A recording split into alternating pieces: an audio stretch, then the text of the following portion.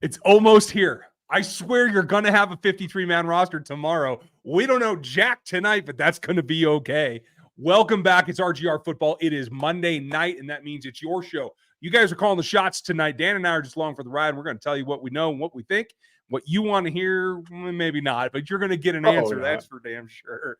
Welcome. We hope that you guys are ready. Lot of intrigue right now.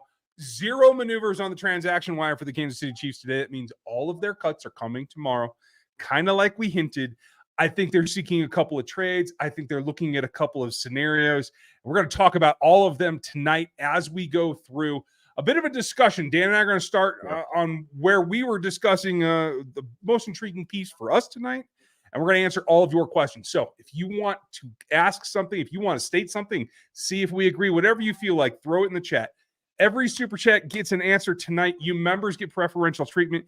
You get my notes. The scores have come in. If you guys want my notes, I'm going to post them for the members. Rookies and starters, you should be able to get them. So join up in the memberships now. Super, super simple. It's going to be a lot of fun.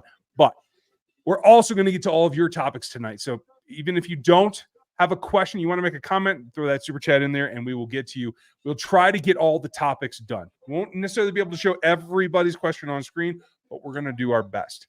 And I'm going to tell you this. I'm kind of excited because we have something new going on, and I want to be able to show you guys this particular new old friend that came back, and now we're going to get into it because right now college football is gone. I know we have to wait for the Chiefs games. That's okay. But college football is off and running, and you can get in the action now. DraftKings Sportsbook is hooking you up for the can't-miss offer to start the season right now and start it strong.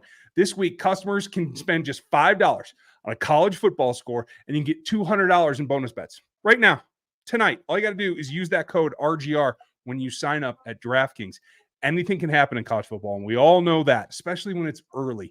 If you didn't think Sam Hartman was going to go off, you might have made some money yesterday, is all I'm saying, or the day before yesterday. So check that out. It doesn't matter if you want to play unranked or dynasty mode or whatever you're looking for.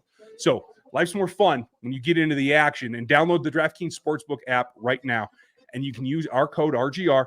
You get $200 in bonus bets back if your first bet doesn't go the way that you want it, and it's instant. That's the best part. So $5 on college football can get you $200 in bonus bets only on the DraftKings Sportsbook app with the code RGR. That crown is yours. You just got to go get it. If you have a gambling problem, check 1-800-GAMBLER. 21 plus, physically present in Kansas is what you have to be. Bonus bets expire 7 days after issuance, so you got to get in on the action. Eligibility and deposits restrictions apply. Terms at the sportsbook.com/DraftKings.com/football terms. That's a lot of slashes, and you can get in on it now on behalf of the Boot Hill Casino and Resort for those of you in Kansas. I know you guys are pumped because the action's coming. I know Dan and I will get into that as well, but thank you, DraftKings. We're glad to have you guys back. Appreciate you supporting us. And you guys, they're going to be sponsoring the Monday Night Q&A all season long. So if you want to get your question answered, get in there and we will get it on screen, and you can be tied to DraftKings yourselves. So before we jump into the questions, because I know you guys have them, Dan and I were discussing this morning, and it just comes down to scenarios. And this is one reason why I feel like it is the way that it is right now, where no moves have been answered or announced for the Chiefs. Because I think they're going crazy about trying to shop their players.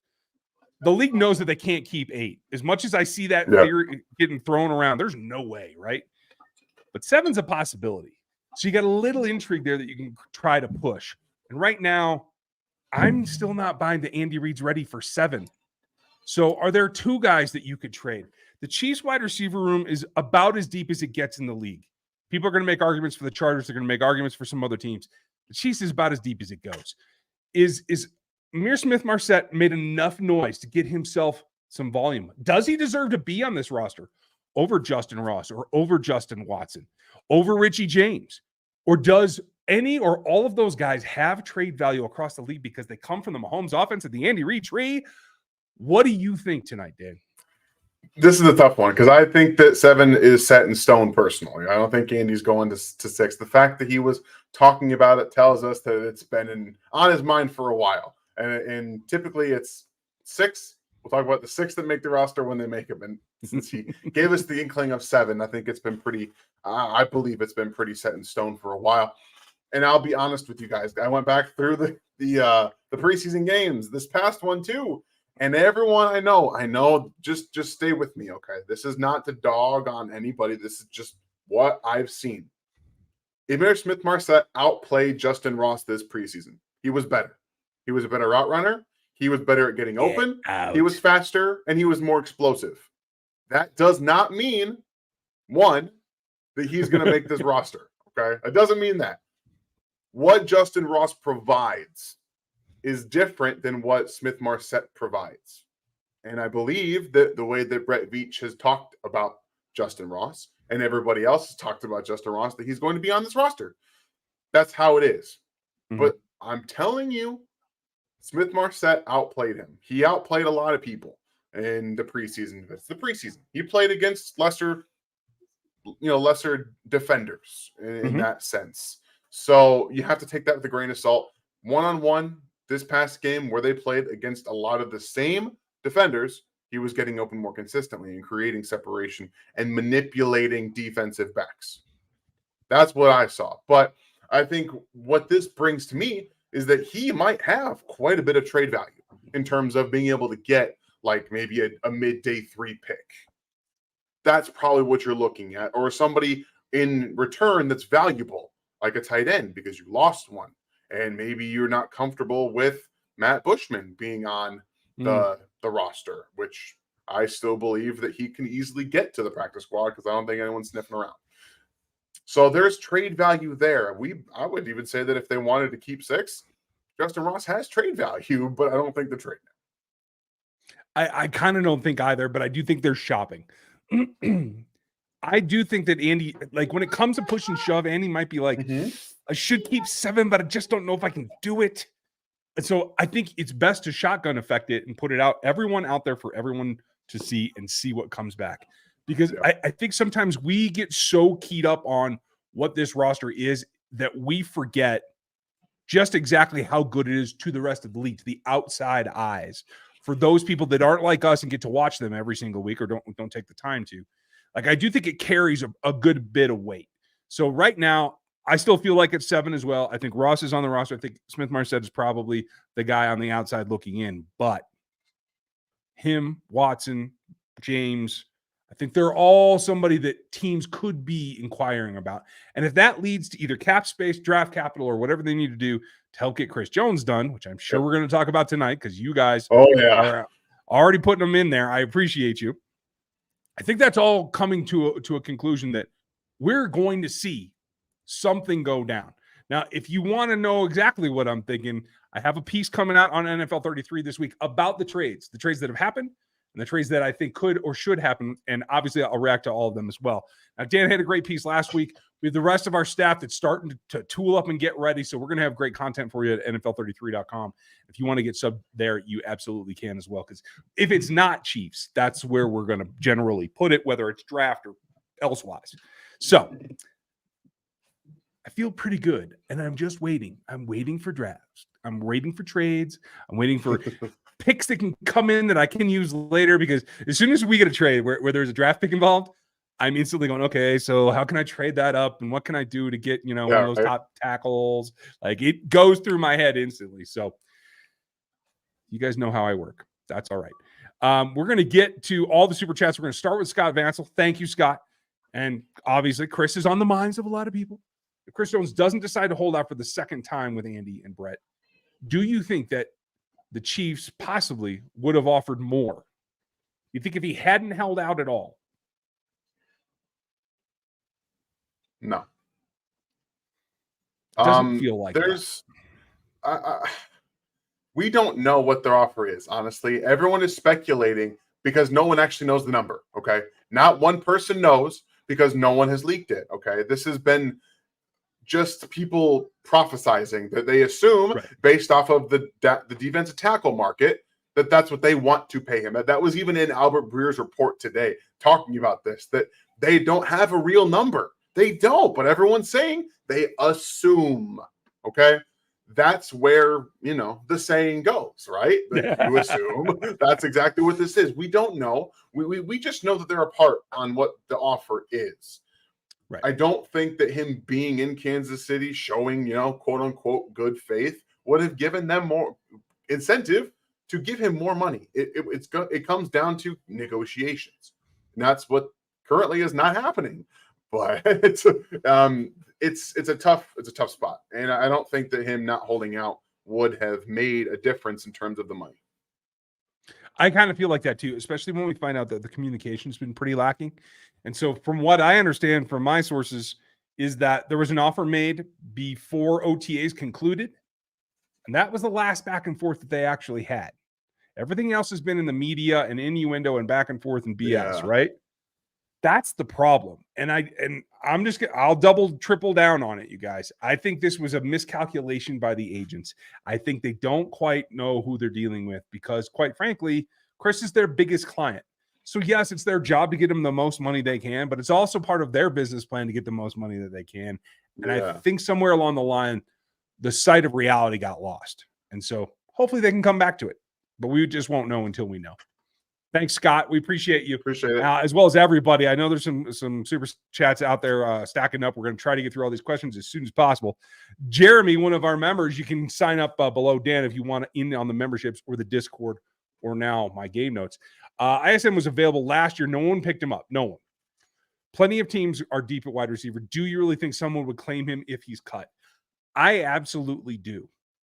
Because there are national shows. I've heard 2 of them now talking about cut down magic, who could help their roster, other teams prophesizer. And honestly, one of our buddies who runs the national draft show for Locked On, he was talking about ISM today. So when Damien's like picking it up out of the blue, people are listening. And I think that probably reflects what the national GM circles are probably looking at. Just preseason numbers are preseason numbers, but he was second in the NFL among all receivers in receiving yards. That wasn't by a fluke. He was actually doing a good job of getting separation. And I think that this idea that players don't get better sometimes, like we all see them come into the league, they go to a situation where, they've got Justin Jefferson, they've got Adam Thielen, and this other guy is not really developing. Maybe, I don't know, maybe they don't know how to develop players, and they get lucky sometimes when a player falls into their lap. Because don't forget, the Eagles should have drafted Justin Jefferson. He fell into the lap of the Minnesota Vikings, and he was just great. I don't believe they did anything to make him better. And that's kind of how that looks to me. Stephon Diggs was the same way. He was just good, and now he's in Buffalo. Things are just weird sometimes. And he came into Kansas City. He got some play time last year with the injuries that the Chiefs had. And then he comes in the offseason, goes through the program, looks pretty good. Looks like he understands a little bit of how to play the wide receiver position. So I believe, based off of everything that we've seen, that he would absolutely be picked up on a roster because he looks like to have developed a little bit. He's also 23 years old. He's got a long time left in the league still if he can get it right. Yeah, that's the key. A 5th round selection that nobody has really been able to develop yet. He's starting to put together. It used to be like year 3 was the magic number for most receivers. Guess what year it is for Smith-Marset? Amazing. Jordan, and thank you, Jeremy. We appreciate you. Jordan, with Snead's knee looking like it could be an issue, are you comfortable with Connors filling in for him? Besides knowing the defense, where does Snead excel where Connors doesn't yet? Well, turn and run is one. I don't think Connors can keep up with where the Jerry is speed-wise, let alone understanding and anticipating routes. But more importantly, Connor, in the reps that he's gotten, I think he's looked best at nickel and safety, not at boundary. So with Snead out, I do believe it'll be McDuffie inside. It'll be Watson or Williams on the outside, is my estimation. Do you disagree with that, Dan? No, I don't think that you're going to see him out there a ton. You'll see him mixing in dime sets probably a little bit here and there, but he's going to be a depth piece because Edwards is going to be the guy that I think comes in on those dime sets. And if by chance they see McDuffie having a really good year on the outside, then they'll be like, oh, maybe they'll mix him in a little bit here and there just to give the defense a little bit of a fake because he's a very good blitzer. And I do think that they want to acknowledge that at times and make offensive lines hesitant. So you might see him out there a little bit here and there just to kind of give them a different look. But he's not someone that's going to come in and like be the slot for this team. It's going to be McDuffie. Okay, I'm with you, and I like the way that you're thinking there. I'm going to show you guys just so you can get a taste. If you want the real skinny on what I do on game days, you want to be able to read the dang thing. Here you go. This is what it looks like. This is what the real goods look like. Like called the injury when Leo got up. Glad to see that it's not anything, super, super crazy. Yeah. I can't spell. You guys already know that. But this is the guy, and this is why I wanted to bring this up, is on the second drive, the guy that stood out to me was Reese Taylor in at nickel. And so is it Connor? Is it Nick Jones, who didn't have to have surgery, but that doesn't mean that he's ready to play week one. Those are two very, very different things. And I'm glad he's going to miss IR, at least for now, but he could get sent to it next week, for the minimum 3 week. So that's still viable. So I did want to point out, I couldn't remember his name. It was Reese Taylor that stood out to me. Yeah. What did you think of him, Dan? I saw a couple. I mean, he flashed a couple times on the screen in the first half. I told everyone on the stream, I didn't have the game. It was not on my Hulu for whatever reason. So I had to go find the game to stream it. And then running around because my daughter's still awake and stuff like that. So I was trying to catch what I could of Taylor, but he did flash a couple times coming downhill. He seemed to be in the hip pocket a good amount. The hip flip for him looked good. He was able to stay in the hip pocket, which is the most important thing, in my opinion, for a slot corner, to be able to stay there because they have so much space to work with and you don't really know what they're going to do. So it can get tough. So yeah, I liked to see that and not afraid to come down and get involved. I liked that as well. I thought it was good on the blitz late also. I'm sure he's in my notes a couple more times. We'll go back to that here in a little bit. Mayor James, nice to see you. Glad you could join us. Let's see. Steve had a question. Game adjustments are talked about in coaching meetings leading up to the game. If something fails, we have plans B, C, or are game adjustments made on the fly during the game? The answer is yes. Yep, that's the answer. You do have B, C, and D plans, yes. But you also, there are times you could put all your plans together. And I've been in this situation at the college level where you plan for cover 3, maybe a little bit of man. They're going to blitz you off the edges, right? And they come down, mugging up both A gaps, playing cover 4 over the top. And you don't have a game plan for that. That was not in your install. So you have to kind of adjust on the fly. Once you get into the season, that's easier to do because you've had enough experience where you can just say, okay, we're flipping the script to last week's game plan or whatever. First quarter of the season's a little bit rough with that, though. Yeah, it's tough. So after week 4, they're like, okay, we got a little bit of an idea of what teams are going to throw at us, what we're good at, and then they can bring that entire idea with them to get through. So it's definitely fun to go through, I would imagine, for an offense. Brandon, thank you, sir. Who will be the 10 practice squad guys? And what positions will be on the practice squad? Dan, do you have your list? So I believe actually. I was about to say it's 16, right?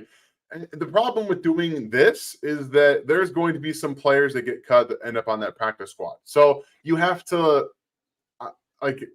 anticipate some things happening. Read a little bit of tea leaves. There's an offensive tackle from the Vikings that the Chiefs were interested in bringing in earlier this year. Looks like he's getting cut. Does he end up in Kansas City on the practice squad? Who knows? There's some players that I forget his name. Let me see if I can find him really quickly. I'm intrigued because I missed that today. I was going to tell you that the guy that I'm most intrigued by is Derek Parrish. So fullback / pass rusher. You don't get that every day. So there's one, but let me find his name really quick. So sorry, I didn't mean to also another one, Carson Wentz could also end up on the practice squad because Andy Reid has apparently been interested in signing him if Shane Buechele doesn't make it through the practice squad or doesn't make it to the practice squad. Oladokin doesn't make it to the practice squad. Don't be surprised if you see Carson Wentz in Kansas City as a practice squad quarterback. I am not down for that. I got to tell you. I'm not down for that either. Jackie Chen, offensive tackle from the Vikings. Yeah. Okay, cool. So just spinning through this group of the 2 deep here, actually 3 deep here. I think they want to see more from Godric. I think they can get an exemption for him as well. Yeah. We thought Nico would make it, but I think IR is in his future. Yes. Not sure about Gutierrez. Obviously, Wandy's going to make the 53. I like what I saw from Carvin enough to put him on the practice squad. I don't know how you feel, Dan. I just don't know if there's enough spots.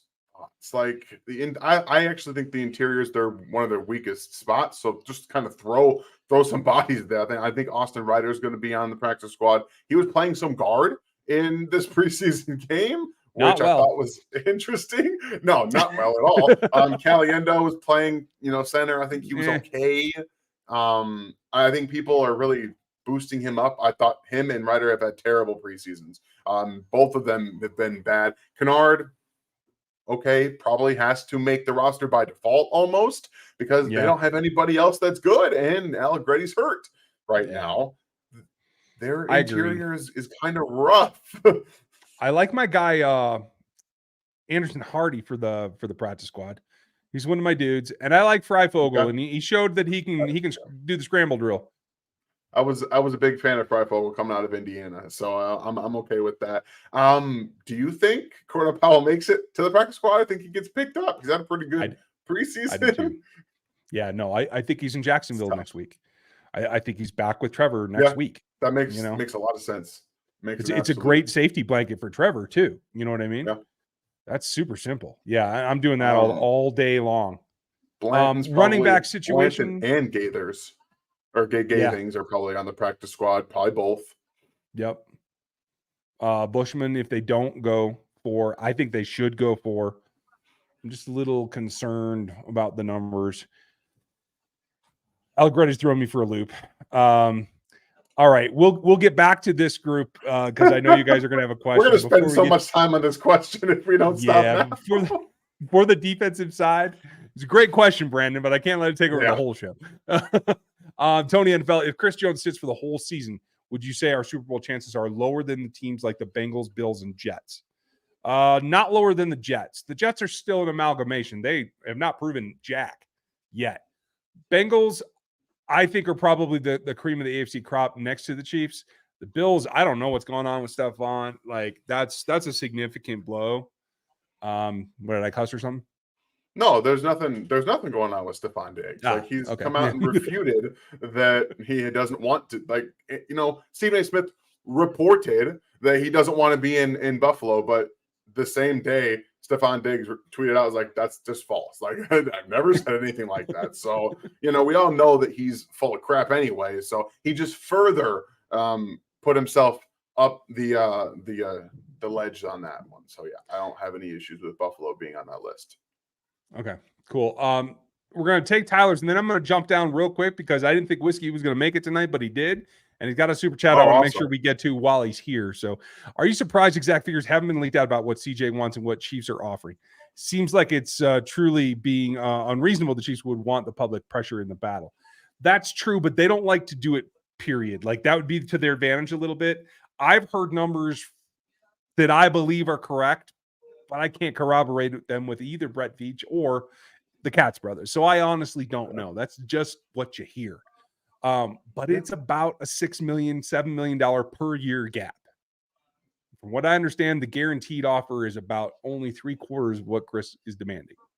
And it is, as I understand, put out there as this is what we want. And they walked away and the agents haven't really spoken much. Now, that was before this weekend. So whatever's going on this weekend, if they've had conversations, there's not much reason to be in Kansas City if you're not going to talk to Brett Veach. So I hope that they spoke, but it is what it is. But the Chiefs don't like to be in public that much. Yeah. I think the Katz brothers live here in Kansas City, if I'm not mistaken. So, but for Chris Jones to be in Kansas City after not too long ago, he confirmed he was in Florida. That tells me that they're trying that something could be close, considering tomorrow is the deadline for them to sign him and for them to not use the exemption on Chris Jones to not pay him more money. That's another thing that is a little bit of leverage for the Chiefs here, is that if they don't sign by tomorrow, they can make him an exempt on the roster player. Who's on the roster doesn't count against it, but they don't have to pay him for those 2 games that it would be at all. Yeah. So, and even beyond that, they can put him on the do not report list and his cap number comes off and he's not on the 53. You get the spot and the money back until he gets into camp under contract. A little bit of leverage there. There is. And, you lose stuff that way. Why don't jump down to Whiskey, not to jump everybody in the queue, but Whiskey wasn't going to be able to be here the whole time. So I want to make sure, get it while we're here. Thanks, Whiskey. Appreciate your support. Should the new TV gambling money that will increase the cap affect the Jones deal? Should Casey backload money expecting the cap jumps going forward? They could. The only problem is he's going to be 30 years old here real quick. And so that's the problem is if you go beyond a 3-year contract and you backload it, you're putting yourself in a possibility, especially given the amount of guarantee that we're talking about. You could be in real trouble of not seeing any production for that money. So I just don't think that that's the way that they can approach this one. But we are expecting, $50 million more in cap in the next 2 years? Yeah. You can get something done. I mean, I don't think you're going to see a fall off from Chris Jones that big to where it's like not worth it. But I understand their hesitation to maybe want to do something like that. Yeah, I hear you. Whiskey, appreciate your support, buddy. Glad you could make it. I didn't think you were going to get here. Love to see it. Love to see it. Terry, I don't get why Veach doesn't pay Chris Jones. The defensive line is not very good without him. Yeah, but that's not a reason to go overboard. Here's the thing. Aaron Donald's number is 31. If Chris is asking for more than that, which is what I understand now, that's crazy because 31 isn't even really Aaron Donald's real number because he's got void years at the back of his. So really, it's the fact that Quinnen and Jeff got 24, 25 range. I don't have the exact numbers in front of me. 26, 27 should have got this done. Anything beyond that is just trying to get an advantage over the team. And I don't think they need him that bad. Oh, I disagree. I completely disagree. They do need him that bad. The entire defense is built around him. Without him, their corners have to hold longer. They're not built to. The outside corners are not built to hold out, to cover longer. Your defensive ends are not built to win fast outside of maybe Felix Anudike-Uzomah, but that's still to be proven in the NFL. You have no defensive tackles that can really do much there. You don't know if Deshaun Wharton's going to be able to play. And if he is he even a quarter of what Chris Jones is at that point? Their entire defense is built around Chris Jones getting pressure up the middle. It is. And without him, they are a bottom 5 defense in the NFL. I will say it right now. I'm not ready to say that. I don't think so. I think you can adapt other ways. I think Spags will get creative. You'll see more blitzes. I think they can get something done. But do you agree with Terry that they should just pay him whatever he's wanting, even if it is 30 or 31 or 33? It's not whatever. You got to find the compromise. That's what it is. They have to be willing to find a compromise. And if they are not willing to find a compromise, meaning the brothers and Chris Jones, who I don't even know if he has much impact on what they do. That's another thing is are they handling everything and Chris has no say in anything? That's possible as well. They work for him. He better not. You know what I mean? I know, but sometimes things get out in front. Yeah. And agents are just kind of like Drew Rosenhaus is the showrunner. He is the showrunner. If Drew Rosenhaus had Chris Jones, this would be done deal by now, right? It would be a done deal. He'd be paid $29 million a year and they'd be fine. And we'd have nothing to talk about. No, exactly. But it's also about trying to change the lives of defensive tackles going forward. I think that he's trying to do that for the rest because, like, the Chiefs are trying to kind of do lowball him a little bit because of the rest of the defensive tackle market. If the rest of the defensive tackle market can bump up a little bit, that helps other guys who are really, really good at rushing the passer from the interior get paid. It does help. I don't know. Part of me is to the point now that it's just as good as Chris is. If you're going to train wreck the next 4 years for the entire organization, I'll take my lumps. I think you can build around it. You can adjust. Will it be as good? No, but I don't think they plummet to the bottom 5 myself. It's I understand where you're coming from. He is the best player on that defense, but I don't know. Hopefully it won't come to that. Hopefully a little bit of fines, a little bit of missed game checks. Hopefully that will kick in and we won't have to worry about it. Jeremy, chat friends, was there any news beyond Jones's agent being in KC? Just that he was as well. This is for what I understood, and maybe I missed something, Dave. I haven't seen anything other than them being in Kansas City. Okay, fair enough. Tyler, if we get the cap space from CJ or elsewhere, do you think the Chiefs having an interest in the Eagles pass rushers who are on the block? Mainly that's going to be Derek Barnett as of today, right? And who else Did I miss something else in Philly? I haven't seen any other defensive ends. Okay. Like that's kind of who the Chiefs would be looking for, but I haven't seen anybody else get released. Maybe I'm just missing something too. But there's been a lot of stuff that I haven't seen everything.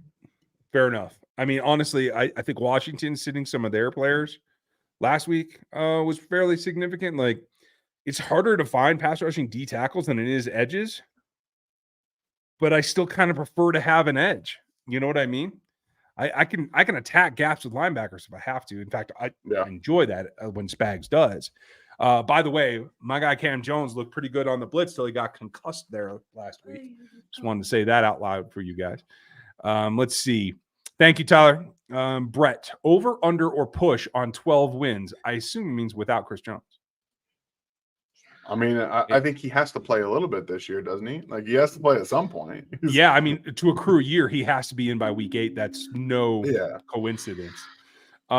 Miss Avery, are you attacking that? she's making an attempt to be in the show. I may have pushed bottom 5 too hard on the defense. I'll say that, but I was, I'm upset about the situation that I get it.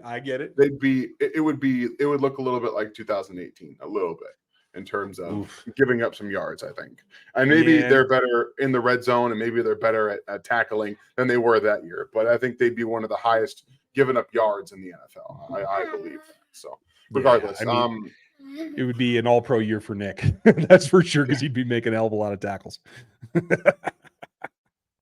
Jason, I asked a few weeks ago, what do you think of our receivers and who would some of them resemble in play style? I think Ross reminds me of AJ Green.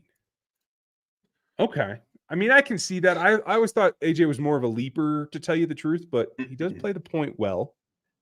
I mean, and that's the other thing that we were discussing today is that, his big thing is that he does things differently than what we've seen in Kansas City before, but does that mean that they actually appreciate it?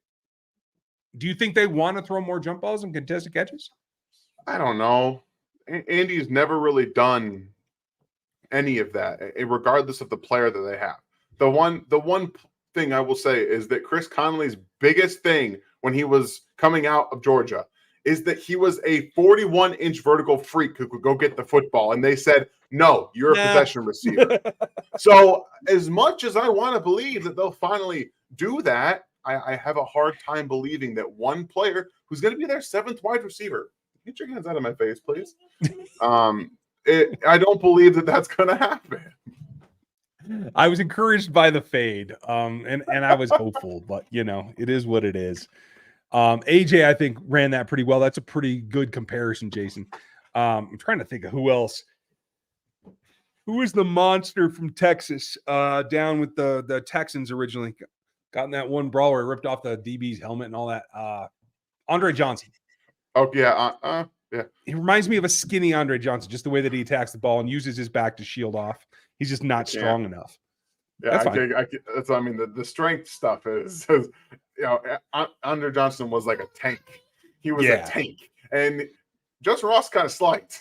He's not exactly built the biggest especially on the fade, though, the way that he turned his back to him and used it to keep him off him. I thought that was really similar.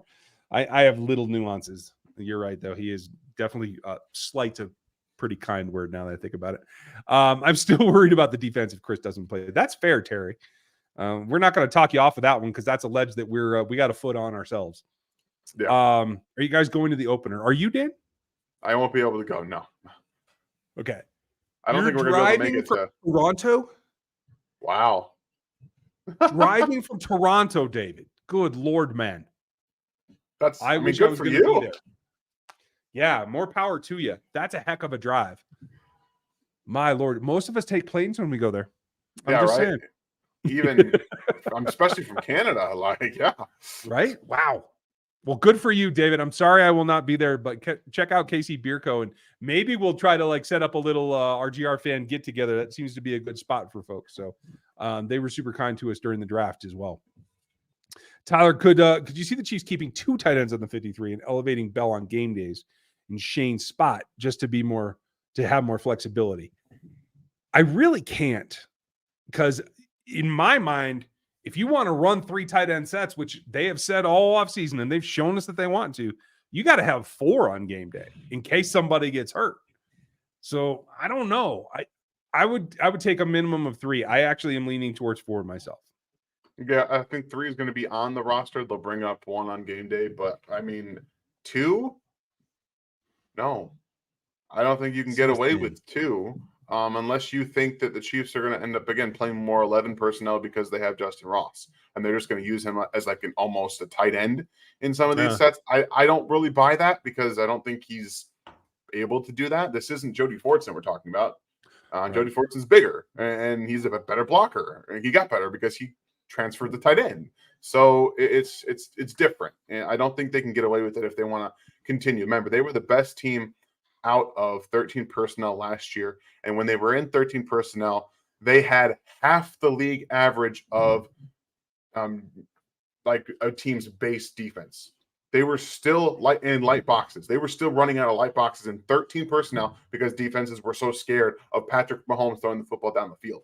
You don't want to stop that. You want to continue to exploit that. And I don't think 2 tight ends on the roster allows you to do that. I agree. I want to see him have the versatility on game day. So I'm with you. Thomas, could Michael Pirine be the 2023 version of the 2019 Damian Williams? I don't see that kind of get up and go, but that screen pass on the sidelines surprised me. I have to give him credit. It was a very nice play. We're going to talk about some of the.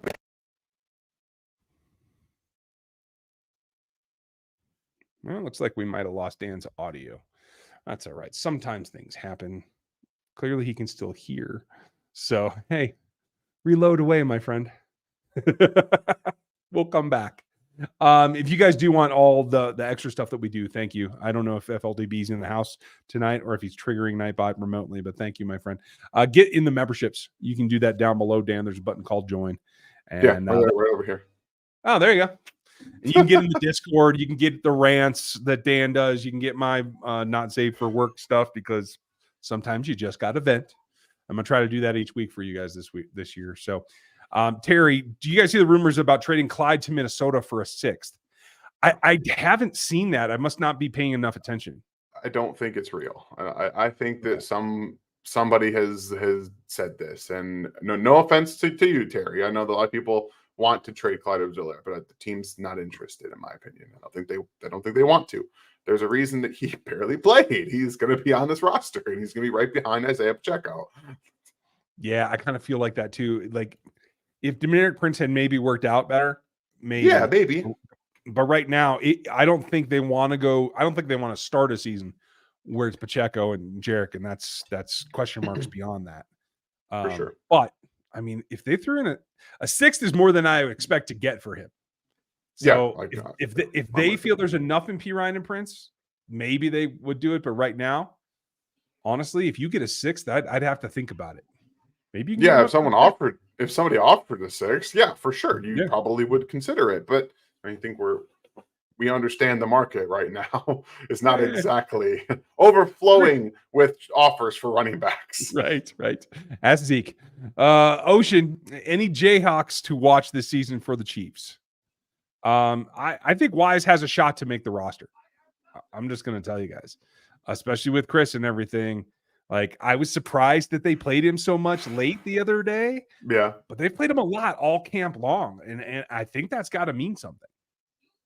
I think he was talking more, or Ocean was talking more about like actual college players because the hashtag is normalize year-round draft content. So I assume that he wants to hear something about some players. Sorry, Caroline. Appreciate it.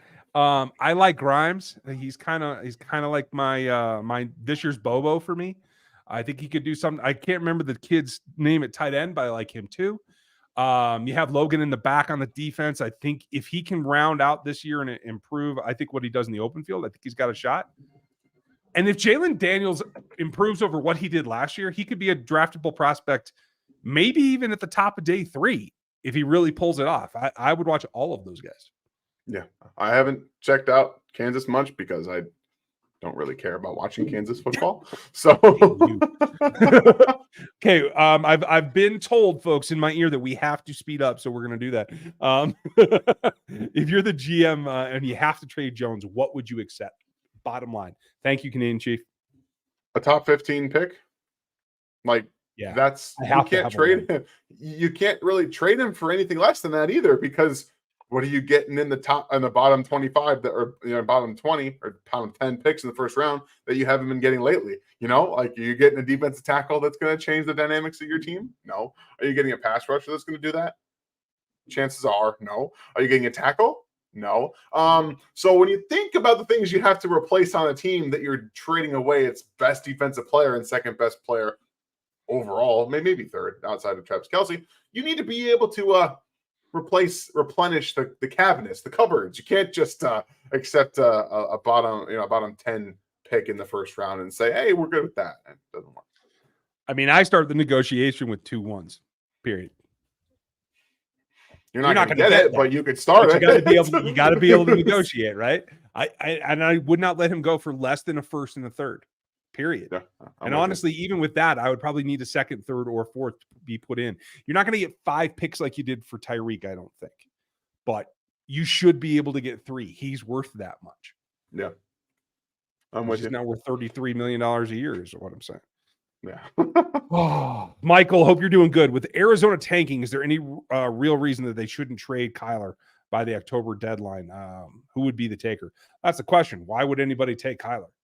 I think in 5 years' time, Kyler's going to be playing baseball, having washed out of this league. Oh, I completely disagree with that. Okay. Rock and roll. Let's put a dollar bet. We need a bet board, dude. We need a bet board. I think he's going to Minnesota, but I don't think he's going to be traded in season. I think that it'll be after the season, before the draft, when you have that kind of a draft build-up, and teams are looking to, trade for players and get somebody. I think that makes more sense for them. I got to look at his numbers, though. It's a lot. Yeah, it's a lot. But they're already paying Kirk. I mean, if they're going to pay someone a bunch of money, it may as well be a better quarterback. Might as well be. So his cap hit next year in 2024 is a measly $51 million. Yeah. They're going to probably have to have the Cardinals take some of that money to get the trade. 2026, he's 55.5. Yeah. I think he's going to Minnesota personally. But they play in a dome. It don't matter that much. Yeah. Michael, I hope somebody gets him, but if I'm making Arizona pay half his salary, there's no way. They're picking up the tab somewhere. We got Scott's. Thank you very much. Thank you, Michael. Matt, thank you. Appreciate the support. I heard people talking about how Menahue showed out versus Clean, but it looked like he didn't do anything until the backups came in. He was fairly unimpressive to me this preseason.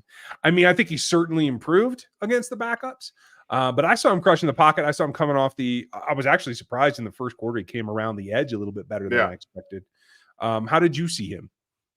I think he looks exactly how he's always looked, like a guy who it's more of a flash-based, and he does need pieces around him to be able to show the best of his abilities. And when he's the best guy that's rushing the passer, you're going to find to be a little underwhelmed, because he's not a fantastic pass rusher. He's a good pass rusher when he's allowed one-on-ones and when someone else has the double team. When he's on the inside and he gets doubled, he's not going to split that double team. Or if he's on the edge, he's going to take a few seconds to get going. He's a big guy.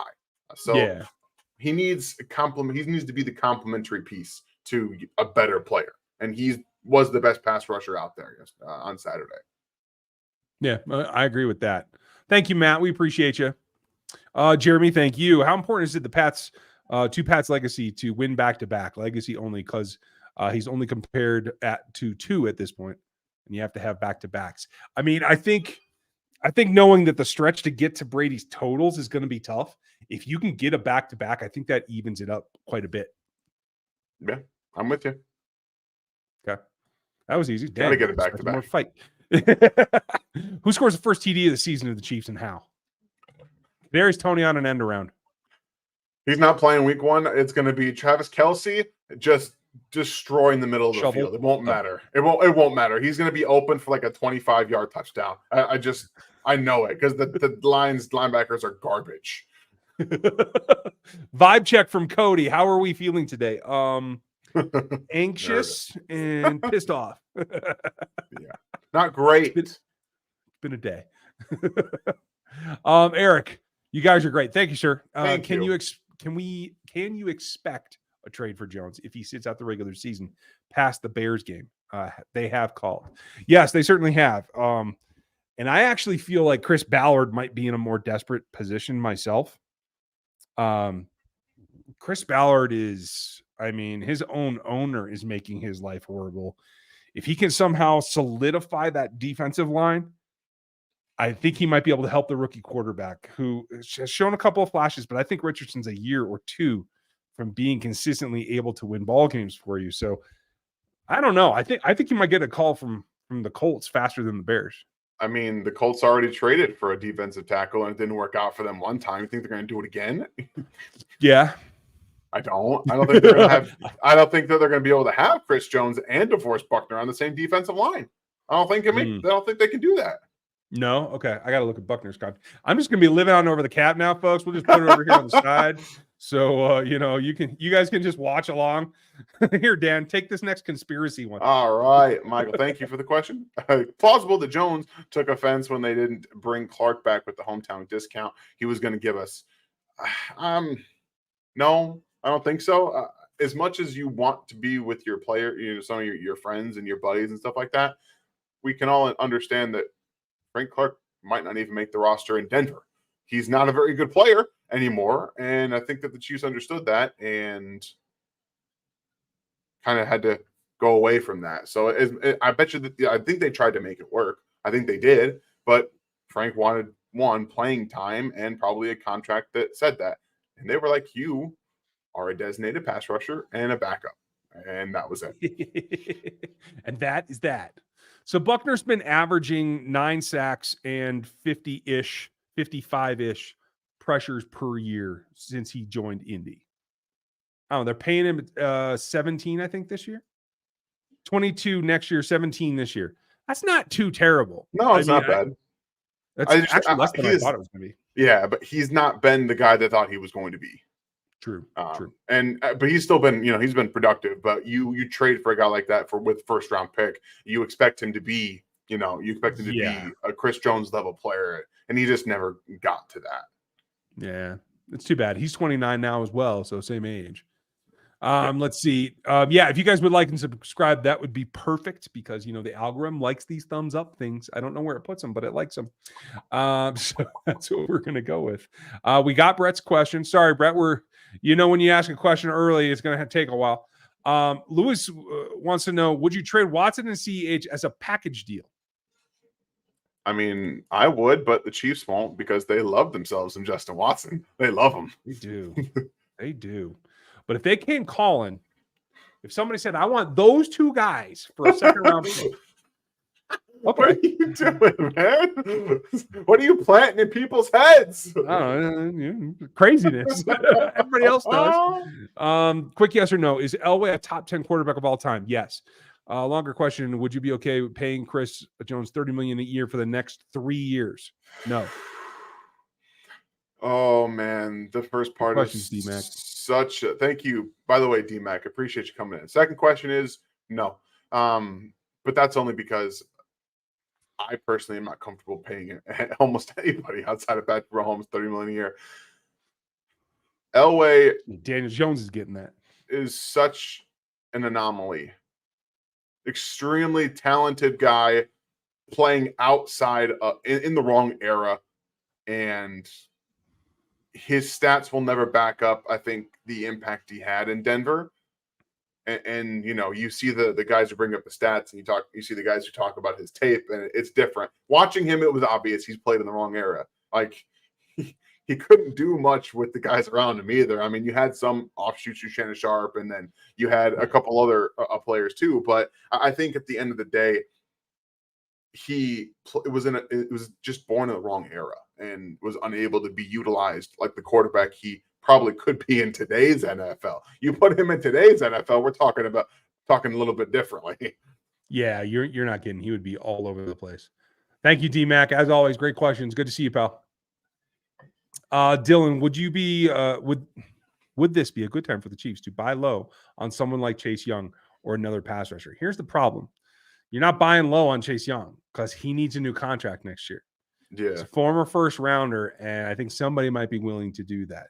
If you can work it out ahead of time, that's exactly what I'd be trying to do. Yeah, for sure. But that's a tall order. But it wouldn't be cheap. Would it be less because he has been injured? I think there's a significant possibility that he never turns into the player he was in college. Yeah. I don't disagree with that. And you also have to remember that the Chiefs have now drafted first-round defensive ends over the last 2 years. You're going to tell them, one of them, oh, by the way, you're now a rotational guy. Right. When you've drafted them in the first round and, you seem to like both of them, you're going to bring in Chase Young because with probably another first-round pick, never mind. Money is what he is unless you trade for him. Unless you trade for him this year. So it's tough. I got a couple more guys, and I got radio to go do and put the little one down. So, oh, dang. Okay. Speed round. Who do you think gets the starting CB role with McDuffie? Rookies making plays from Williams is nothing to secure the starter, in my opinion. Sucks that Najee got hurt. Who do you have the starters? Yeah. I think the starters are going to be McDuffie and Williams. I believe that Williams won the job on Saturday. Okay. I'm still leaning towards Watson myself. He played the most with them, but yeah. I understand. Do you think McDuffie has the potential to be a top corner in this league? Top 10, I would say. Number 1, I wouldn't put him there. No. He looks a bit lost sometimes. And that's fair. I wouldn't say lost, but certainly can get turned around. But again, he's a second-year player. Sauce has definitely been a better fit for his system. McDuffie's still learning a little bit, but Sauce is Sauce. And, when you play a bunch of cover 3, it's with that size and speed, it's hard not to be, right? Yeah. It's hard not to be. You're not asked to travel. Let's put it this way. McDuffie's asked to do a lot more. Yes, he is. I like Sauce. There's nothing against Sauce. He's a perfect fit in that defense, but I think the defense also makes him look out to be much better than he might be if he was asked to do a little bit more. That's all I'll say. We're going to find out because they're going to get put in some positions.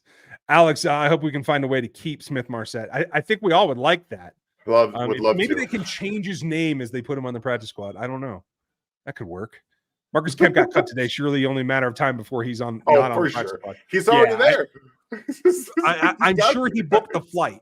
Like he's just going to show him, be like, "So, Veach, where I need to sign." Dave Tote called him as soon as he got cut. All right, dude, be prepared. You're going to be in Kansas City tomorrow. So number 56. I'm with you. Rock on, and thank you, Alex, for being a member. Is the CJ situation going to sour the relationship like it did with Justin Houston? If he's not careful, it is. He's on the edge here. He's one toxic fan base tweet away from being Tyrann Mathieu, and that's going to be a problem. So, unfortunately, I hope it doesn't come to. Des, 7 months. Appreciate you. How big of a leap should we expect from McDuffie? I think you should expect a pretty good sized leap from McDuffie. I think that he's mentally there. I think he knows everything he needs to do. It's going to be more about just finding the right positions to be in it at all times, where he's supposed to be on the field. And I think he's going to do that this year. Yeah, I'm with you. Callie, thank you. Do you think the Chiefs not bringing back Frank played a role in Jones' decision to go for the money? I won't say that it feels like it's a want, not a need. I do think that most of this has been conjured by the agent saying, Chris, you should get this. You should get this. You're the best guy. You should be able to make more money than Aaron Donald. That's what I think it is. The fact that Frank ain't there to talk him down, I think that's just probably another thorn in the side kind of thing. But thank you, Callie. We appreciate you. Hope you're well. Favorite whiskey to cook with, Dan? I actually don't do a lot of cooking with alcohol. It's not something that I've done a ton because I have a daughter for the most part, and I know you cook most of it off, but I'd rather not even risk it, to be very honest with you. Fair enough. All right, go do your radio. Where are you on? I'll be on Sports Radio 810 with Sterling Holmes in 4 minutes. So you guys make sure you're listening. You got this on, and you have the radio on at the same time. So we can do this the proper way. Ding, ding, ding. I'll take care of the rest. Say goodnight to Avery, and I'll talk to you later. All right. Don't forget to hit the like, y'all. Don't forget. Please. I'll see you next time. Could putting KT on a 4-game IR, if not ready in week 1, to keep ISM be a play for the Chiefs to keep him. Decimus, I like the concept. The problem is because he's still so young, as my daughter shuts the door behind me. You're all right. Because he's so young, there's no way to avoid teams being able to make a waiver claim. And the Chiefs can't protect him from that because he's only been in the league 2 years. So it is a risk. Now, if teams feel, or if you feel based on your film, if you're in Brett Veach's office, that it's just because it was against, a lot of his success was against backups, maybe they feel they can squeeze him by. Maybe by waiting until the deadline tomorrow, they can squeeze him by. We'll see. But I think if he could get through waivers, I think that would be a very viable thing to do, because they keep saying KT is going to be ready, and I'm trying to jump on the believer train that he's going to be good. If he's not, it would be nice to have somebody like ISM there to kind of join in. So the question is going to be, could you get him past the waiver wire? Right now, I don't think so. Quentin, thank you. Appreciate your support, pal. Will this be the 2018 Chiefs again, just outscoring opponents without Jones? It could be. That's kind of what we're getting into. And while Dan thinks it's going to be a significant drop off, I do feel like the depth at the defensive backfield is better than it was in 2018. So I think they'd be able to survive better, but it would still be similar.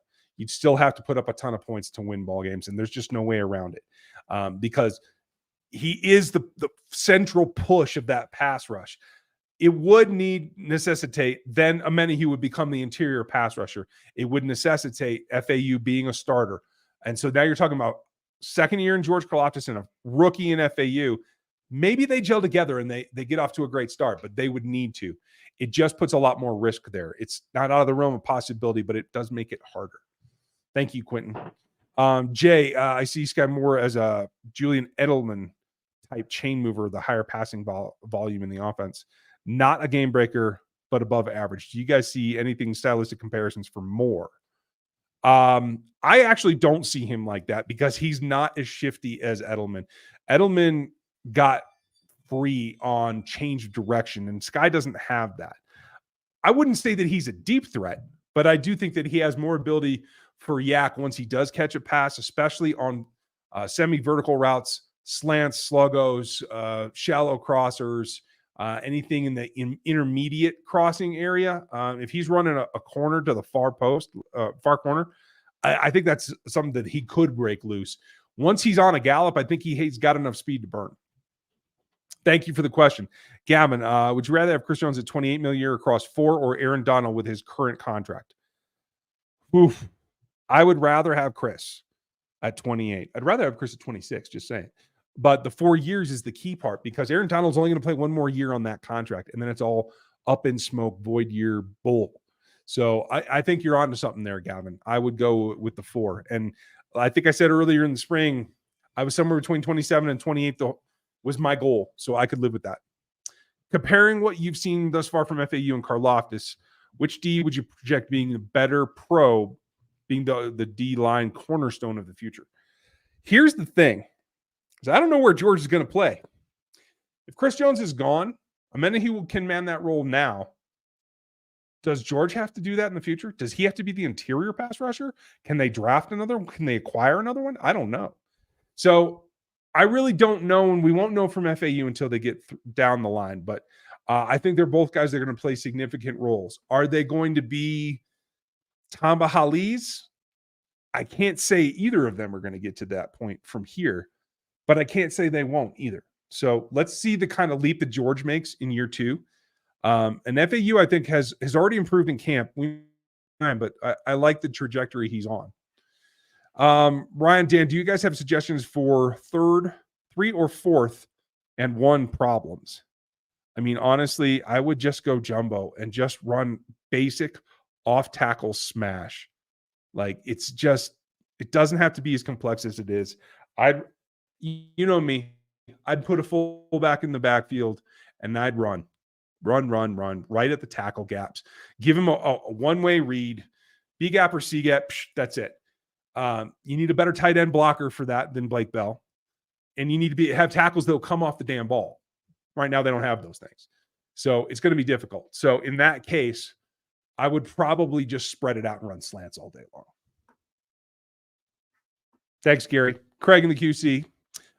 We can name Chiefs players from KSU: Gary Spanny, NMU, Henry Marshall, that were real contributors. Any from KU?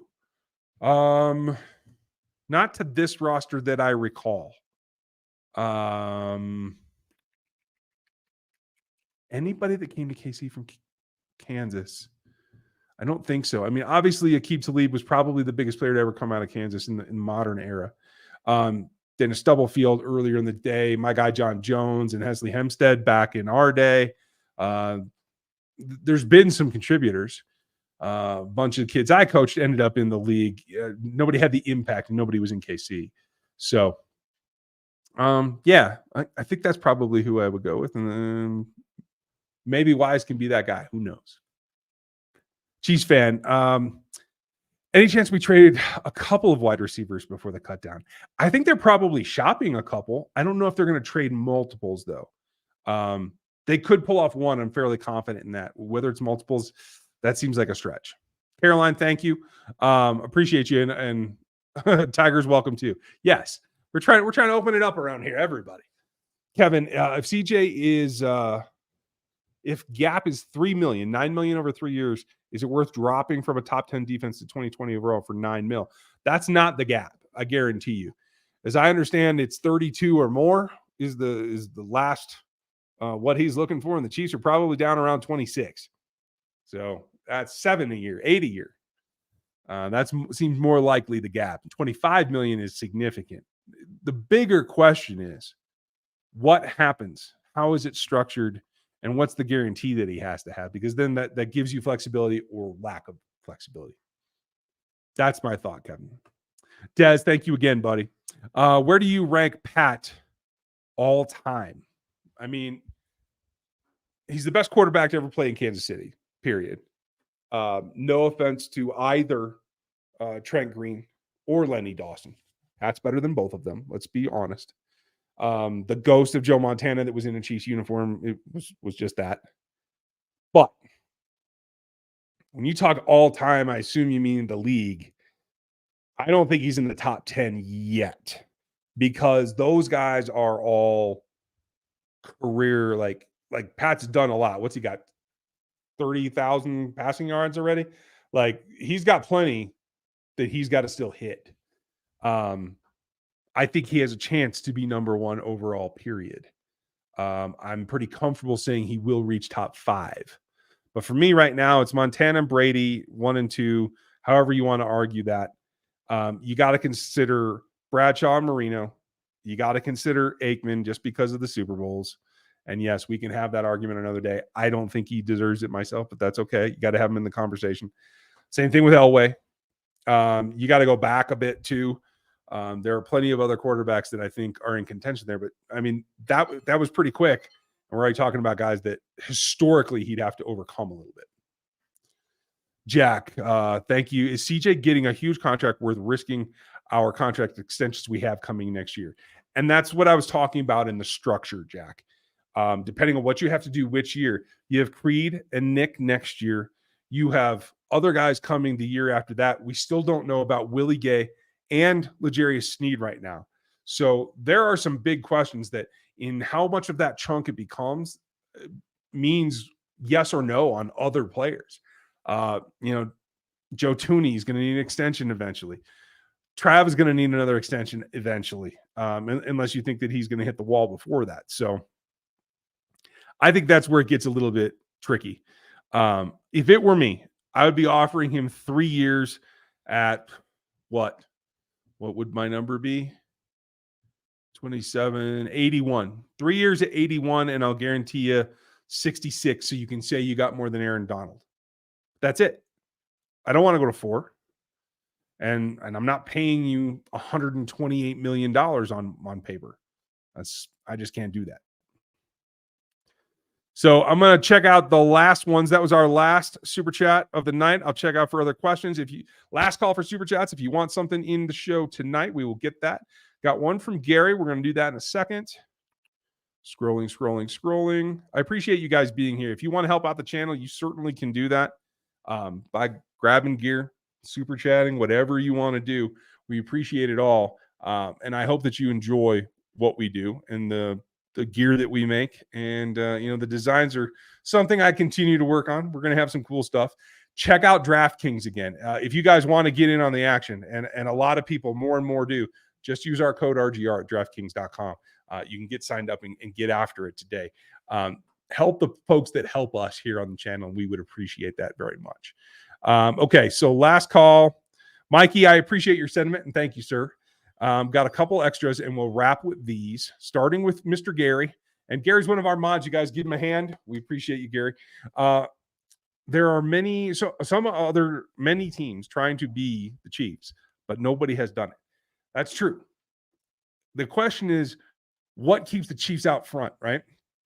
Because we see more and more teams going to this spread, four-vert kind of thing, allowing the quarterbacks to just run all over the place and do crazy stuff.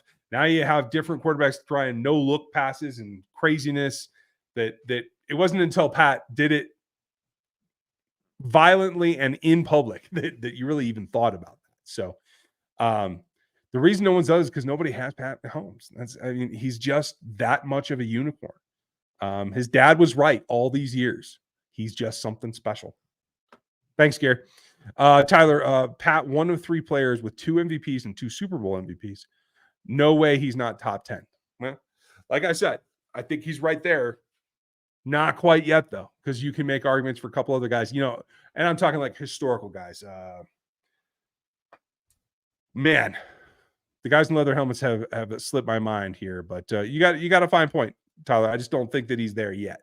I really do think if he continues on this path, he can be the best ever.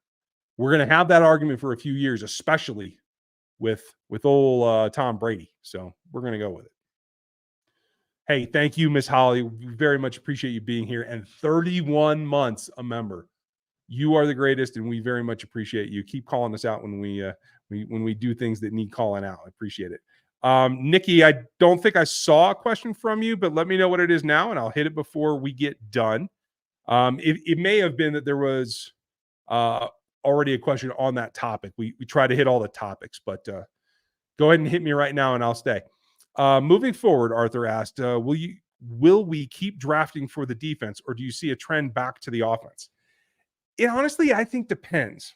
If they can continue to piece together through,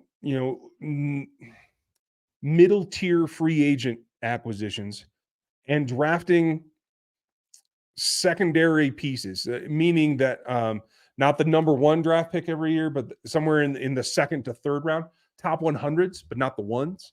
If they can keep hitting weapons for Patrick with those acquisition trends, I think that they can still keep focusing on the defensive side with the number 1 picks and with the overall volume of the drafts.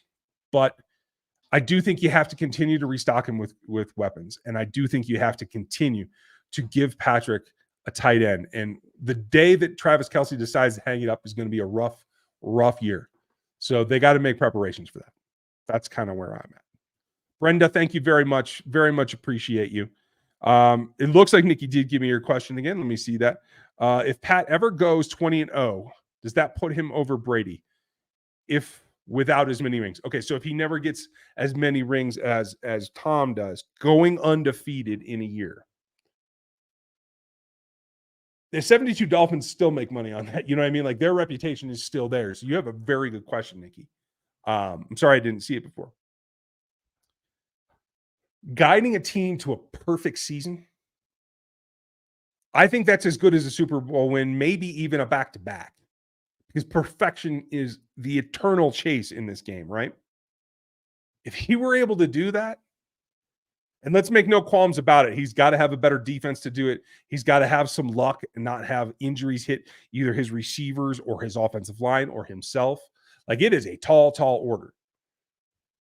If he were able to do that, I don't know if it would put him on top, but it would put him even, in my opinion, even without as many rings. I think that would probably buy him 2 Super Bowl rings in terms of the comparison with Tom Brady. It's a great question, Nikki, and thank you for your patience in asking it again. I'm sorry I missed it the first time. That's going to wrap it for us tonight, you guys. Appreciate all your support and everybody being here. We're pretty pumped to continue this. We're happy for our group here, our connection with DraftKings. They're going to help us keep bringing you great content.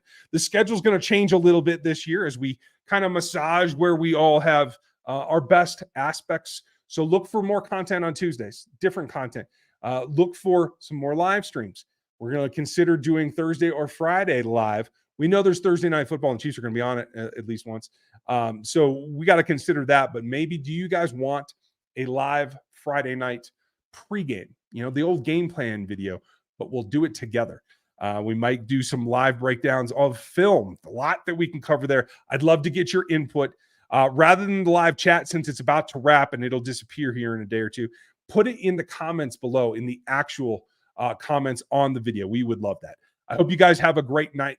We'll be back with you tomorrow. We'll have more content as we take a look for what this 53 is going to be. If anything crazy happens, we'll do some kind of breakdown. Make sure you turn the bell on so you get the notifications if I jump in on an emergency live or something like that. So keep your eyes peeled, keep your ears open. Thanks for being with us. We'll talk to you tomorrow.